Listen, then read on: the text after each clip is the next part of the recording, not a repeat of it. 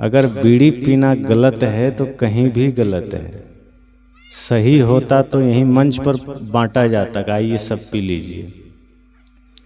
जो चीजें गलत होती है वो जीवन में कहीं भी करो गलत ही परिणाम लाएगा। जैसे मांस खाना गलत है तो किसी भी समय खाओ गलत है, लेकिन लोग जानते हुए उसको खाते हैं, नशा जानते हुए करते हैं। कुछ लोग क्या करते हैं, नवरात्रि और सावन महीना में मांस छोड़ देते हैं, बाकी समय खाते हैं। अब वो ऐसा इसलिए करते हैं क्योंकि उन्हें भी पता है कि पवित्र दिनों में मांस नहीं खाना चाहिए, क्योंकि मांस राक्षस का भोजन है। और त्योहार के समय तो हम राक्षस बनना नहीं चाहते, उस समय कम से कम थोड़ा देवता बन जाए। अब पता है कि पवित्रतम से पवित्रतम दिन में मांस नहीं खाना है, फिर भी अगर बाद में खा रहा है मतलब जानबूझ के कर रहा है। तो संतजन कहते हैं सत्संग स्थल परिवर्तन प्रवर्तक स्थल है। यहाँ आप बदलने आते हैं, अपने दोषों को यहाँ डालने आते हैं, और यही सीख हमें गुरु से मिलता है। अगर गुरु नहीं है जीवन में तो ऐसे ही भटकाव होता है। तो जो लोग भी हैं इसका सावधानी रखिए कि धर्म भूमि ही नहीं, अपने घर को भी यही धर्म भूमि समझिए, अपने जीवन को धर्म भूमि समझिए और बुराइयों से दूर रहिए, कचड़ों से दूर रहिए।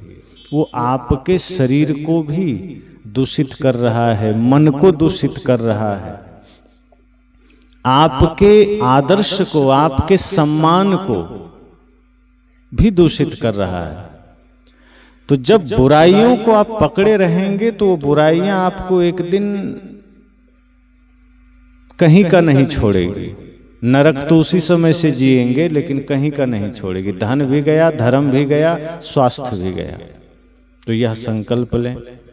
समय काफी हो गया है। कुछ बातें जो मुझे कहनी थी सदगुरु कबीर के एक दोहे के आधार पर। सदगुरु कबीर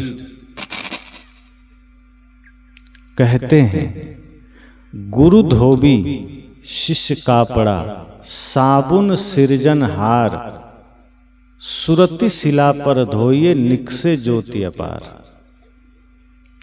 वे कहते हैं कि गुरु धोबी है और हम सब कपड़ा है। एक शिष्य गुरु के पास गया। इसके अर्थ को समझने के लिए हम थोड़ी एक कहानी सुन लें।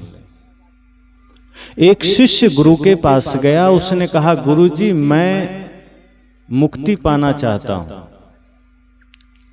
और उसके लिए मैं साधु बनना चाहता हूं, आपकी शरण में रहना चाहता हूं, लेकिन शर्त यह है कि मुझे ज्यादा मेहनत नहीं करनी, हम ज्यादा श्रम नहीं करेंगे, सरलता से काम बन जाए तो ठीक है, हम ज्यादा सेवा भी नहीं करेंगे, कठिन काम तो बिल्कुल नहीं करेंगे, लेकिन मुक्ति चाहिए और हमें साधु बनना है। सुबह जल्दी उठा मत दीजिएगा। गुरु से कहता है कि सुबह ये नहीं कि ब्रह्म मुहूर्त है उठ जाओ, नहीं, हम 8 बजे उठेंगे तब आपको हम गुरु बनाएंगे। गुरुजी भी देख रहे हैं कि कैसा कलयुगी चेला आ गया है। फिर वो चुप रहे और वो अपना फरमाइश बताते जा रहा है कि और 8 बजे उठेंगे और चाय नहीं छोड़ेंगे। ये नहीं कि आश्रम में नियम बना दो कि चाय आदि नहीं पीना है। गुरुजी का ठीक है, और कोई शर्त का? हाँ, दिन में कुछ थोड़ा मोड़ा भोजन बनाने में सहयोग कर देंगे, दोपहर में सोएंगे, फिर शाम को थोड़ा भोजन में सहयोग कर देंगे, फिर शाम में हम टहलेंगे। और पाठ और सत्संग की मत कहना, ध्यान की भी मत कहना। गुरुजी ने कहा ठीक है, कम से कम तुम आए तो हो साधु बनने, कोई बात नहीं, चलो तुम्हें मैं ले चलता हूं नदी किनारे। गुरुजी ने कहा चलो टहलने चलते हैं, कोई काम करने नहीं कहेंगे। नदी किनारे ले गए। नदी के किनारे एक धोबी कपड़ा धो रहा था। गुरुजी ने कहा देखो उस धोबी को, कपड़ा धो रहा है, और धोबी जो कपड़ा धो रहा था तो नदी किनारे ही पत्थर का बहुत बड़ा पाट था, उसी पर कपड़े पटक पटक के धो रहा था। तो गुरु ने कहा, देखो धोबी कपड़ा कैसे धो रहा है। शिष्य ने कहा, गुरुजी ये धोबी तो बड़ा बेरहम है, कपड़े को एकदम पटक रहा है, कपड़े को भी दुख होता होगा। कहा, तुम निकम्मा हो इसलिए ऐसा बोल रहे हो, तुम मेहनत करते तो ऐसा ना बोलते। कहा मतलब? कहा, अगर धोबी कपड़े को पटकेगा नहीं, रगड़ेगा नहीं तो क्या लगता है दाग निकल जाएंगे? कहा नहीं, दाग तो नहीं निकलेगा। तो कहा, इस डर से कि कपड़े को पटकेंगे तो कपड़े को चोट लगेगी, धोबी पटकना तो नहीं छोड़ देगा ना, क्योंकि पटकने में कपड़े का ही हित है। जिस कपड़े में ठीक से दाग लग जाए वो कपड़ा किसी काम का नहीं रहता, फिर पोछा के काम में आता है। आप पहनेंगे, दाग लग जाए तो आप चेष्टा करते हैं कि उसमें दाग न रहे, आप दाग छुड़ाते हैं, और दाग ना छूटे तो कीमती से कीमती कपड़े को आप पोछा बना देते हैं। अगर ज्यादा दाग लग जाए, या फिर घर में पहनते हैं या काम के समय पहनते हैं, पहन के बाहर तो नहीं निकल सकते। गुरु जी ने कहा कि ये कपड़ा समर्पित है, स्वीकार कर रहा है कि हाँ मेरे दाग छुड़ा दो, और धोबी ईर्ष्या, द्वेष और लड़ाई के भाव से कपड़े को पीट नहीं रहा है। ये जो देख रहे हो कि पाट पर वो पटक रहा है और बरस से रगड़ रहा है, एक कपड़े की सफाई के लिए रगड़ रहा है, ध्येय कपड़े को फाड़ना नहीं है, कपड़े को नुकसान पहुंचाना नहीं है, ध्येय लक्ष्य कपड़े को शुद्ध करना है, साफ करना है। इतनी बात सुनने के बाद उसका दिमाग थोड़ा खुला। कहा, गुरुजी मैं समझ गया कि आप मुझे क्या बताना चाहते हैं, आप मुझे क्या समझाना चाहते हैं, मुझे ध्यान आ गया। कहा क्या? कहा इसी तरह कि आप अगर कुछ बातें हमें सिखाएं तो हम बीच में रोका टोकी ना करें कि हमें कुछ मत कहना। गुरुजी ने कहा, ठीक रास्ते पर हो। यही शिक्षा मैं तुम्हें देना चाहता हूं कि अगर गुरु तुम्हें कभी अनुशासन में डांटे, फटकारे, इसका मतलब वो तुम्हारा विरोधी नहीं है, गुरु तुम्हारा हितैषी है। अगर शरीर में कहीं फोड़ा हो जाए, फुंसी हो जाए, कोई भाग सड़ जाए तो डॉक्टर मोहवश ऐसा नहीं कहेगा कि नहीं नहीं इसको क्यों काटें, क्यों चीरें, क्यों फाड़ें, क्यों अलग करें। वो कैंची चाकू डाल के उस भाग को काट के निकाल देता है। अब कोई कहे कि कितना बेरहम डॉक्टर है, देखो फोड़ा को फाड़ दिया, निकाल दिया, कैंची घुसेड़ दिया, तो क्या वो बेरहमी न दिखावे तो घाव ठीक हो जाएगा? तो उसका बेरहम होने का अर्थ है कि वो आपका हितैषी है। वो नहीं चाहता है कि आपके शरीर में फोड़ा रहे, बीमारी रहे, क्योंकि बीमारी रह गई तो वो छोटा सा फोड़ा कब कैंसर बन जाएगा पता भी नहीं चलेगा, और फिर हो सकता है पैर काटना पड़ जाए, हो सकता है पूरा देह ही नष्ट हो जाए। तो डॉक्टर अगर चाकू कैंची लेकर खड़ा है तो वहां डरना नहीं है, बल्कि ये समझना है कि ये हमारे शरीर का हितैषी है। इसी तरह गुरुजी ने कहा कि मेरे शिष्य, तुम अगर मेरी शरण में आए हो तो मेरा उद्देश्य इतना है कि मैं तुम्हें वैचारिक रूप से, चारित्रिक रूप से शुद्ध कर दूं, और उसके लिए अनुशासन जरूरी है।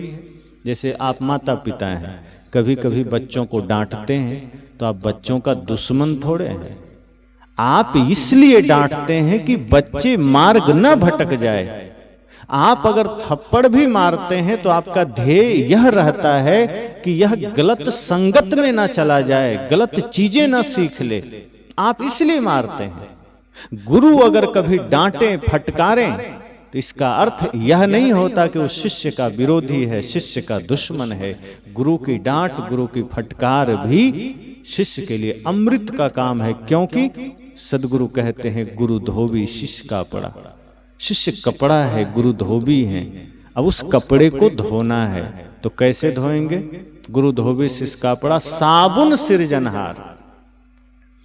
साबुन उसका सृजन करता है, अर्थात उसका बढ़िया से निर्माण करता है। जैसे साबुन मैल धो करके उसको एक नया जीवन दे देता है, कपड़े का मैल या शरीर का मैल साबुन से धुल जाता है और वो एक नया जीवन पा गया। इसी तरह सद्गुरु कहते हैं कि जो विवेक का, ज्ञान का साबुन है, जब यह गुरु शिष्य के जीवन में प्रयोग करते हैं, अनुशासन का साबुन प्रयोग करते हैं, तो होता क्या है कि शिष्य के जीवन का एक एक विकार मिटता है, एक एक दोष मिटता है, एक एक बुराई मिटती है। और बुराई मिटाने के लिए खुद को समर्पित करना अनिवार्य है। जो गुरु को समर्पित होता है, अब यहां भी समझना है कि गुरु कौन। गुरु की बात तो हो रही है, हमने बहुत सारे दोहे भी पढ़े हैं। 7 दीप 9 खंड में गुरु से बड़ा न कोई, करता करे सो कर न सके, गुरु करे सो हो। तो कौन सा गुरु? एक होता है गुरु और एक होता है गुरु घंटाल। तो गुरु घंटाल कौन है? जो शिष्य को भय दिखावे, जो शिष्य को यह कहे कि मेरे ही चरणों में मुक्ति है, जो शिष्य को यह कहे कि अगर मेरे से माला नहीं लिया तो तुम स्वर्ग नहीं जाओगे।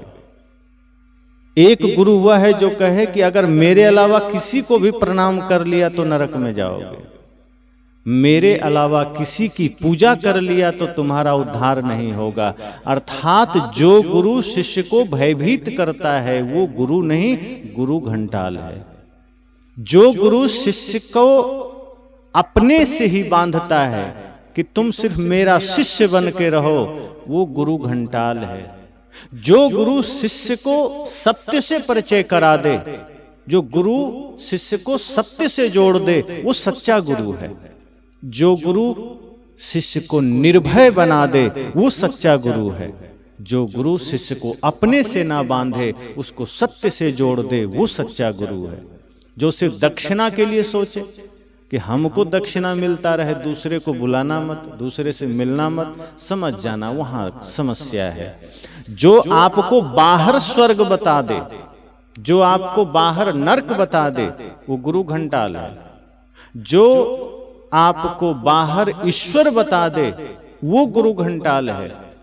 जो अपने भीतर लौटने की प्रेरणा न दे, जो ध्यान की प्रेरणा न दे, जो समस्त जीवों में परमात्मा न बतावे, समझ जाना वो गुरु घंटाल है। फिर ऐसे गुरु का दंडवत तो कर लेना, जरूरत हो कुछ भोजन प्रसाद दे देना, लेकिन उनके उस तथाकथित शब्द को, जानकारी को यहां मत आने देना, वरना मामला बिगड़ जाएगा। जैसे आजकल रामपाल जी हैं और भी कई लोग हैं जो ऐसी घुट्टी पिलाते हैं अपने शिष्यों की कि वो कहते हैं मेरे अलावा तुम जहां भी जाओगे सब काल के दूत हैं। वो सब काल है, कोई कुछ नहीं जानते। पहली बात तो जो सच्चा साधु होगा वो दूसरे को बुरा नहीं कहेगा, वो सिर्फ सत्य और झूठ की व्याख्या करेगा। वो सत्य की व्याख्या करेगा और झूठ की व्याख्या करेगा। वो अंधकार की व्याख्या करेगा, प्रकाश की व्याख्या करेगा। अब प्रकाश की व्याख्या में अगर अंधकार कट जाए तो अलग बात है, लेकिन अंधकार को टारगेट करने के लिए नहीं काटेगा। सदगुरु कबीर ने जब सत्य कहा तो उनके सत्य कहने में जो झूठ था अपने कट गया। वो टारगेट करके किसी को नहीं बोले। उन्होंने कहा कि भगवान के नाम पर, मान्यताओं के नाम पर झूठी खेती चल रही है, उनके नाम पर झूठी पूजा चल रही है, झूठी मान्यता चल रही है। सच्चा गुरु कौन है, सच्ची पूजा क्या है, सच्चा भगवान कौन है, सच्ची मान्यता क्या है और गुरु की सच्ची सेवा क्या है, ये सदगुरु कबीर ने कहा। जो झूठ था अपने कट गया। जैसे आप दिया जलाते हैं, अंधेरा अपने हट जाता है, अंधेरे से लड़ते थोड़े हैं। अगर शाम को अंधेरा हो जाए तब लाठी लेके अंधेरे से झगड़ा करने थोड़े जाते हैं कि मुझे तुमसे लड़ना है, तुमको हटाना है। आप इतनी ही चेष्टा करते हैं कि बस हमको बल्ब जला देना है, दिया जला देना है, अंधेरा जहां होगा अपने निकल लेगा। उससे आपको कोई लड़ना नहीं, कोई वैर नहीं है। तो सच्चा गुरु आपको सत्य से जोड़ते हैं। वो परंपरा में अगर कोई त्रुटि आ जाए उसका सुधार भी करते हैं। बहुत ऐसी मान्यताएं हैं, बहुत ऐसी परंपराएं हैं जो हम पूरा काल से माने चले जा रहे हैं। अब उसमें कुछ विकृतियां आ गई, मानते मानते, चलते चलते, सुनते सुनते सच्चे गुरु हमें उसको परिष्कृत भी करते हैं, बड़े ही श्रद्धा भाव से, प्रेम भाव से। विरोध में आपको नहीं ले जाते, वो आपको आनंद में ले जाते हैं, प्रेम में ले जाते हैं। तो गुरु और गुरु घंटाल में ये फर्क है। गुरु जो अंधेरे से प्रकाश की ओर ले जाए, जो ज्ञान की ओर ले जाए, जो समस्त सृष्टि में परमात्मा का दर्शन करावे, वो गुरु है। लेकिन जो कहे मैं ही हूं और तुम कुछ नहीं हो, तो जो ऐसा बोले समझ जाना कि ये भी कुछ नहीं है। जो मैं ही हूं और यह कहे कि नहीं तुम भी हो, अर्थात अहं ब्रह्मास्मि और तत्त्वमसि, जो दोनों बात करे समझ जाना, वो ईमानदार गुरु है। जो मुझे भी उसी रूप में देखे। और ध्यान रखना, सच्चा गुरु कभी शिष्य नहीं बनाता है। सदगुरु कहते हैं ना कि गुरु कर ले आप समान, पारस में और उस संत में बड़ो अंतरो जान, वो लोहा कंचन करे गुरु कर ले आप समान। पारस और संत की व्याख्या करते हुए सदगुरु कबीर ने कहा कि आपने भी सुना होगा कि पारस पत्थर होता है जिसमें लोहा अगर छू जाए तो सोना बन जाता है, पर सदगुरु कहते हैं कि गुरु उनसे भी ऊपर हैं, क्योंकि पारस लोहा को सोना बनाता है, पारस नहीं बनाता। पर गुरु ऐसे हैं जो शिष्य को गुरु बनाता है, शिष्य नहीं बनाता। अगर सच्चे गुरु होंगे तो जो उनकी शरण में आते हैं उनको भी वही संदेश देते हैं कि तत्त्वमसि, तुम भी वही हो।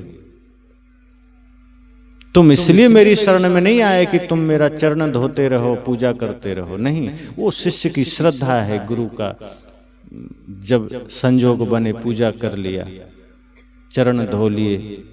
लेकिन असली पूजा यह नहीं है कि हम गुरु की आरती उतार लिए।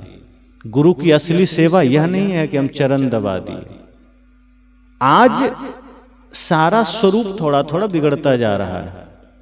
जब बात आती है गुरु की सेवा की तो हमें लगता है गुरु का पैर दबा देंगे सेवा हो जाएगी। जब बात आती है गुरु की पूजा की तो हमें लगता है आरती दिखा देंगे गुरु की पूजा हो जाएगी। सदगुरु कबीर की मान्यता ऐसी है, सदगुरु कबीर का दर्शन ऐसा है। वे कहते हैं अगर गुरु की पूजा करनी है तो उनके बताए मार्ग पर चलो, ये उनकी पूजा है। जो संदेश उन्होंने दिया है उसको मानो और वैसा ही हो जाओ, ये उनकी पूजा है। और सेवा क्या है?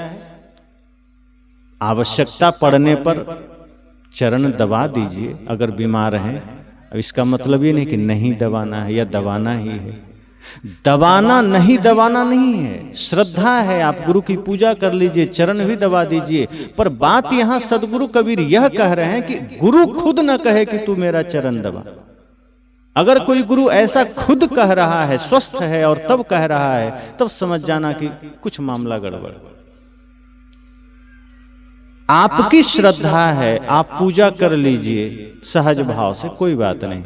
पर गुरु खुद कह रहा है मेरी आरती नहीं किया, इसका मतलब आरती की प्यास है।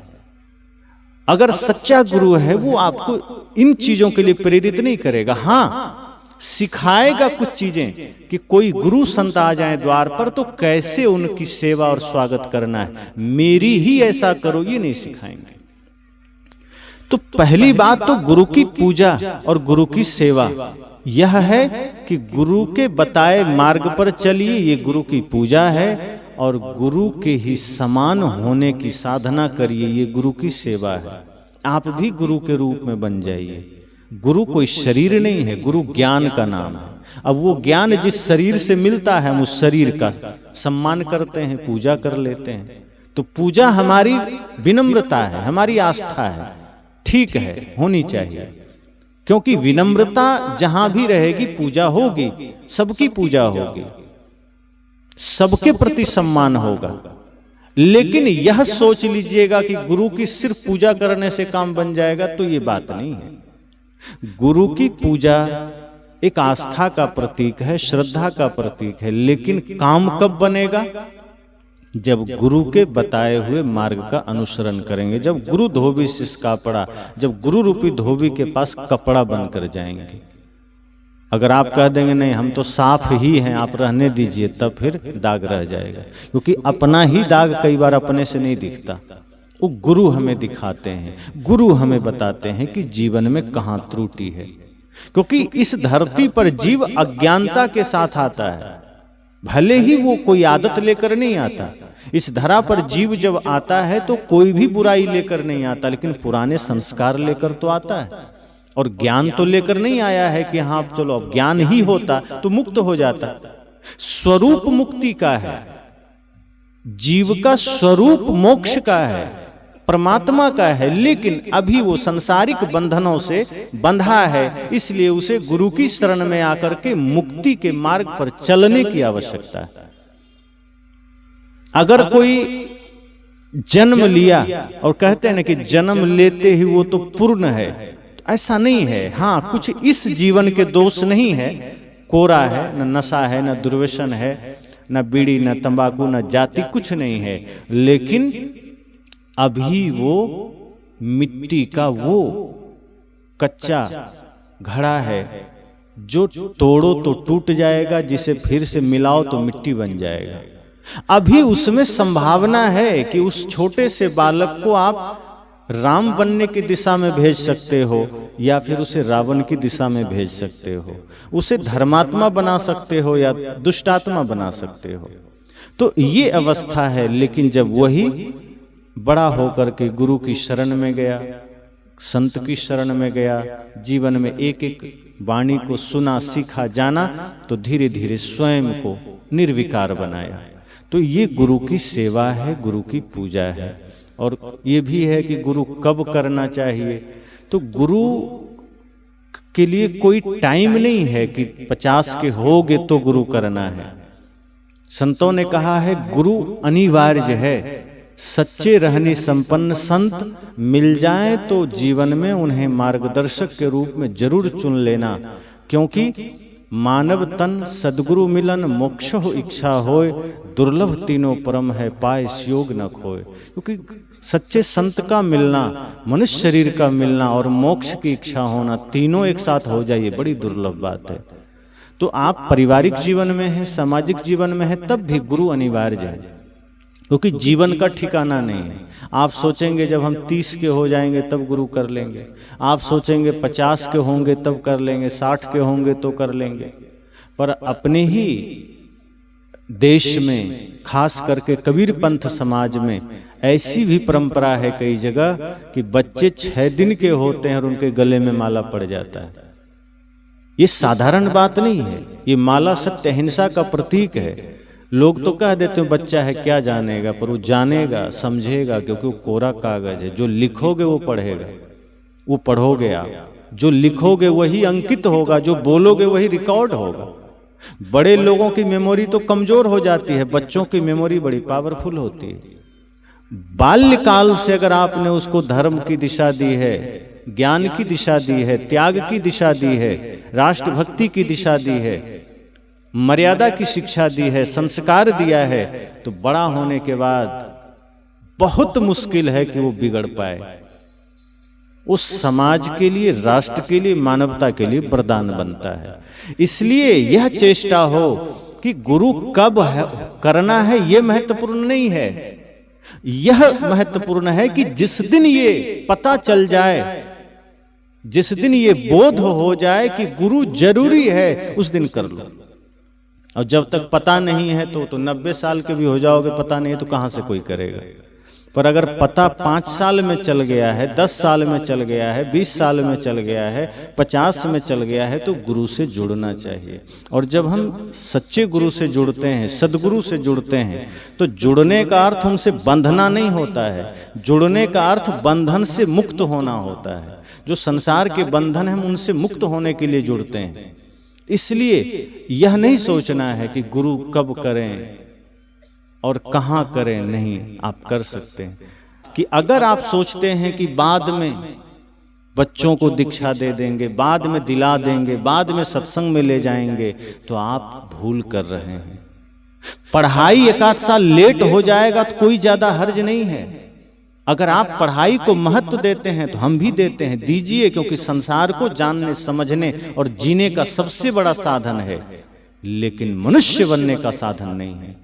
इंसान बनने का साधन वो नहीं है। इंसान बनने का साधन संस्कार है, इंसान बनने का साधन गुरु की सीख है। इसलिए कभी भी एक पहलू पर मत खड़े होइए। आप देखिए धरती पर कोई भी बाइक आपके पास है, ट्रैक्टर आपके पास है, कार आपके पास है, सामने का दोनों पहिया बराबर होता है। अब ट्रैक्टर को देख लो, बीच का कितना बड़ा है, लेकिन आगे का दोनों सेम है, बीच का भी दोनों सेम है, कार में सेम है। अब आप अपने साइकिल में क्या करो, पीछे तो साइकिल वाला रहने दो और आगे ट्रैक्टर वाला बड़ा पहिया लगा दो, चलेगा?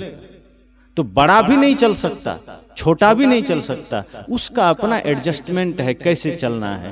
कार में देख लो, एक तरफ कार का पहिया, दूसरी तरफ साइकिल का लगा दो, नहीं चलेगा। इसी तरह जीवन के गणित को समझना है कि इस जीवन की यात्रा में अगर शिक्षा है, समृद्धि है, धन है, संपदा है, घर है, मकान है, तो दूसरा पहिया संस्कार का है, धर्म का है। और आज हमने उस पहिया को ही हटा दिया है, छोटा नहीं किया है, हटा दिया है। अब एक पहिया पर गाड़ी चल तो रही है, लेकिन ध्यान रहे, विज्ञान पैर है, धर्म आंख है। अब रफ्तार हमारी बढ़ गई, दौड़ते जा रहे हैं, पर आंख धर्म का है नहीं, तो कहीं गड्ढे में गिर गए, कहीं असफल हो गए, कहीं नरक में, कहीं जुआ, कहीं शराब, कहीं ताड़ी, कहीं गांजा, कहीं बेविचार, कहीं कुछ, कहीं लड़ाई, कहीं झगड़ा, कहीं छल, कहीं कपट, कहीं भाई से बंटवारा, कहीं माँ बाप से झगड़ा। ये क्या है? ये विज्ञान की रफ्तार है कि विज्ञान की रफ्तार आपने पकड़ लिया और धर्म की आंख आपने नहीं पकड़ा, धर्म की समझ आपने नहीं पकड़ा। सदगुरु कहते हैं कि अगर विज्ञान चाहिए तो धर्म की आंख भी चाहिए, क्योंकि विज्ञान तुम्हें दौड़ा देगा, रफ्तार तेज हो जाएगी, आप दौड़ते चले जाएंगे। लेकिन अगर आंख नहीं है तो कहां गिरेंगे, कहां टकराएंगे, क्या होगा पता नहीं है।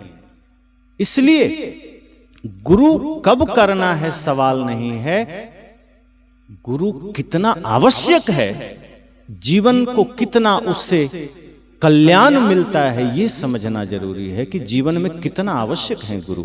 और जब आवश्यकता समझ जाएंगे तो फिर आप प्रतीक्षा नहीं करेंगे, फिर आप इंतजार नहीं करेंगे, कल कर लेंगे, क्योंकि कल किसने देखा है, कल कोई जानता है क्या होगा।